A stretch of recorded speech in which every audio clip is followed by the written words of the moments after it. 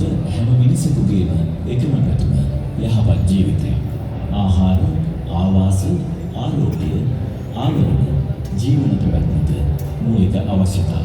ඒ සපුරා ගැනීමේ ඇති හැකියාව හා නොහැකියාව මිනිසුන් අතර මහා පරතරයක් නිර්මාණය කරනවා. කාලාන්තරයක් තිස්සේ අපේ රටේ සිදු වූ අවිධමත් සංවර්ධනය සමාජ ප්‍රශ්න ගණනාවකට උල්පත් තනනවා.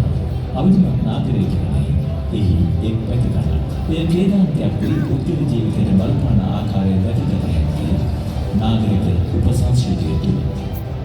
ලද දුලබ මිනිසත් ආත්මය තැලෙන පෑගෙන පීඩිත දුක්ඛිත ජීවිත බවට පත්ව මේකේ මිනිසුන් වන්දි ගෙවන්නේ නොකළ වරදකට. ලාභ ශ්‍රමයට විකිනෙන නගරේ හැඩ කරන පවිත්‍ර කරන සෙස්සන් වෙනුවෙන් බණ අදින මෙවන් ජීවිත අත්විඳින ආශාදේ කුමක්ද? දශක ගණනාවක් තිස්සේ ආර්ථික පීඩනය හා ඒ මත පදනම් වූ අනේක විද පීඩාවන්ගේ අකුතර බවට පත් මේකේ මිනිසුන්ගේ ජීවිත මත පතිත විනාශකාරී අකුණු පහළ විෂමත් උවදුර නොවන්නේද? කොප්‍රකට තරවකරුවන්ගේ ගොදුරු බවට පත්වමින් පාතාලයේ අන්නට හසු වී නොකල්හි ව්‍යසනයේ කැඳාගත් තුරුණු ජීවිත කෙතරම්ය.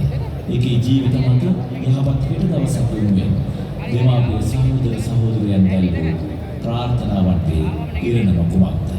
සුරලවක්කේ සිතා අපායේ මිහිදන්වන අපේම සහෝදර ජීවිතවලට සහෝදරත්වයේ දෑත් දිගු කරන නියම